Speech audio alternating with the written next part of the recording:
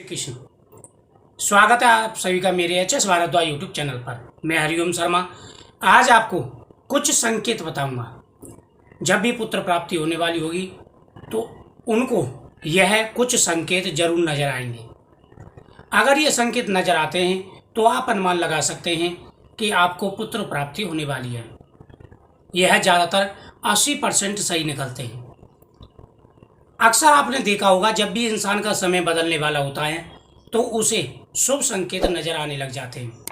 मान लीजिए आपको धन की प्राप्ति होने वाली है तो आपका जो सीधा हाथ है दाहिना हाथ, ये इसमें खुजली होने लग जाती है। दाहिनी जो सीधी आंख है ये फड़कने लग जाती है। तो कई ऐसे शुभ संकेत होते हैं और आप खुद अनुमान लगा लेते हैं कि अब हमारा कोई शुभ कार्य होने वाला है और वह शुभ कार्य होता भी है। ज़्यादातर 90% लोग ये जानते हैं जब भी शुभ समय आने वाला होता है तो कोई ना कोई संकेत उन्हें पहले ही मिलने शुरू हो जाते हैं और हर आदमी हर इंसान ये अनुमान लगा लेता है कि ज़रूर उनको जो है कोई भी अच्छा कार्य बनेगा।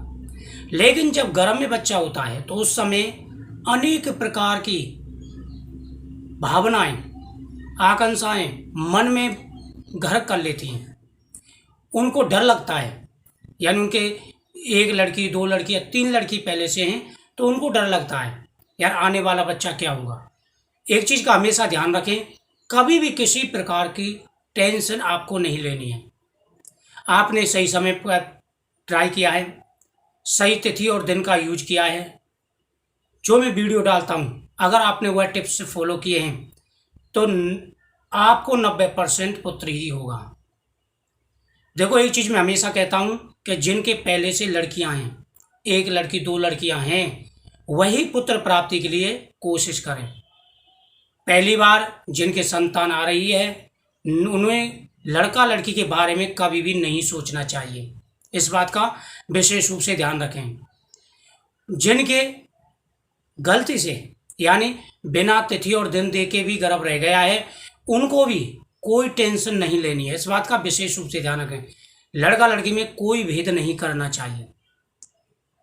लड़का लड़की दोनों समान हैं। लेकिन काफ़ी सारे कमेंट मेरे पास आते हैं और ऐसे ऐसे कमेंट आते हैं कि बड़ी टेंशन होती है। जिनके दो लड़की हैं तीन लड़की, किसी किसी के तो पांच पांच लड़कियां हैं। अब वो कहते हैं जो लड़कियां हैं कि हमें भाई चाहिए। तो जाहिर सी बात है कि बहनों को भाई, भाई को बहन जरूरी है। प्रत्येक घर में लड़का लड़की दोनों जरूरी हैं।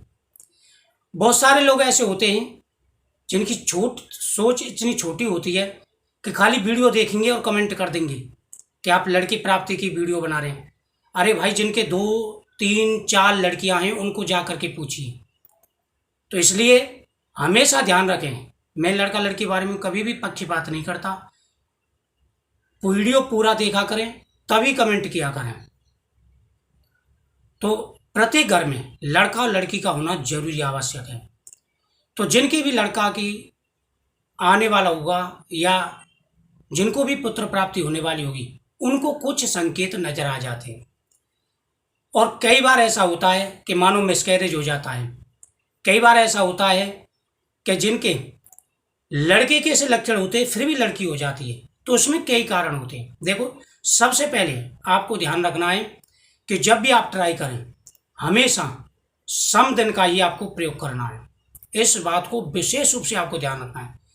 जल्दबाजी आपको नहीं करनी है। प्रत्येक वीडियो में जानकारी देता हूँ, जल्दबाजी आपको नहीं करनी है। पूरे पेशेंस के साथ में आपको कार्य करना है। थोड़ा सा गैप लीजिए, समय लीजिए, सोचिए, शुभ समय का प्रयोग करिए और अपने प्रतिदिन के रूटीन में थोड़ा बदलाव करिए। थोड़ा सा समय आप भगवान के लिए निकालिए और खान पीन पर विशेष रूप से ध्यान रखिए। महिलाओं को कभी भी तीखा गरम नहीं खाना चाहिए। काफ़ी ज़्यादातर आपने देखा होगा कि दूसरे महीने पे या तीसरे महीने पे मिसकैरेज हो जाता है। कई कारण होते हैं इसके। मानो कोख बंधन होता है, किसी का किया कराए का प्रभाव होता है, या आपके ऊपर पितृदोष होता है।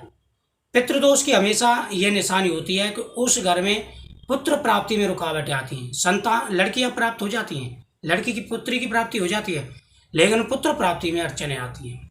वंश वृद्धि रुक जाती है, या किसी का ऋण लिया हुआ होता है, श्रापित दोष जिसे कहते हैं, बहुत से दुखी होकर के श्राप देते हैं कि हम तुम्हें श्राप दे रहे हैं, तो वह भी बहुत ही ज़्यादा प्रभाव दिखाता है। इसलिए हमेशा ध्यान रखना, दुआ लेना, बद्दुआ किसी की मत लेना। तो कई ऐसे कारण होते हैं जो घर में ही दोष होता है।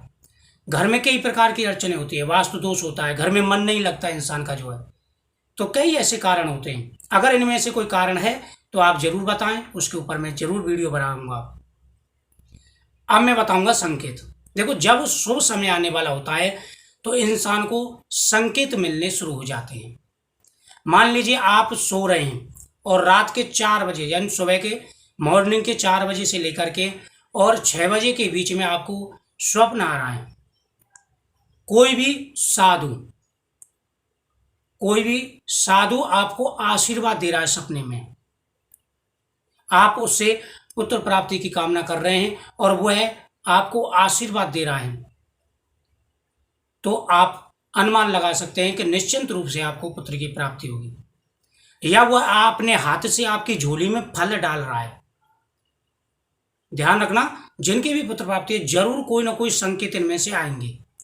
आप रात में सो रहे हैं, या तो भगवान शिव के दर्शन हो रहे हैं, आप वरदान मांग रहे हैं, या किसी भी देवता के दर्शन हो रहे हैं, और या कोई साधु के बेश में आपको फल दे रहा है, फल में जैसे केला है, आम है, आपको दे रहा है, तो आप अनुमान लगा सकते हैं कि आपको निश्चित रूप से पुत्र की प्राप्ति होगी।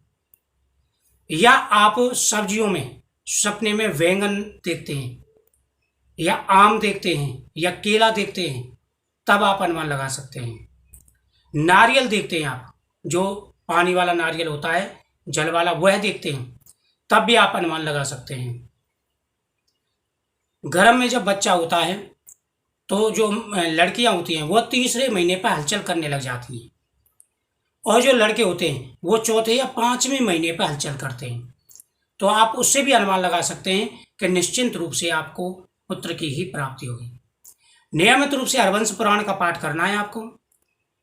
सेकंड मंथ पर शिवलिंगी बीजों का प्रयोग कर सकते हैं, और प्रतिदिन पहले महीने से लेकर के और करीबन तीसरे महीने तक संभव हो सके तो गौ का दूध जरूर प्रयोग करें। गौ का दूध बहुत ही फायदेमंद है और पुत्र प्राप्ति के लिए बहुत ही प्रभावशाली है। बच्चा जब होता है, लड़का होता है, तो साइड में जो है ज़्यादा हलचल होती है, यानी प्रेग्नेंट लेडी जो है साइड करवट लेकर के सोती है, तो उसे सुकून महसूस होता है। तब आप अंदाज लगा सकते हैं कि गर्भ में पल रहा बच्चा लड़का है। वैसे कई सारे संकेत होते हैं, तो इनमें से 1-2 संकेत आपको जरूर नजर आएंगे। तो मुझे उम्मीद है आपको ये जानकारी अच्छी लगी होगी, तो इनको आप ध्यान रखें, इन बातों का। भगवान की पूजा पाठ करते रहें, निश्चित रूप से आपकी मनोकामना पूरी होगी। जय श्री कृष्ण।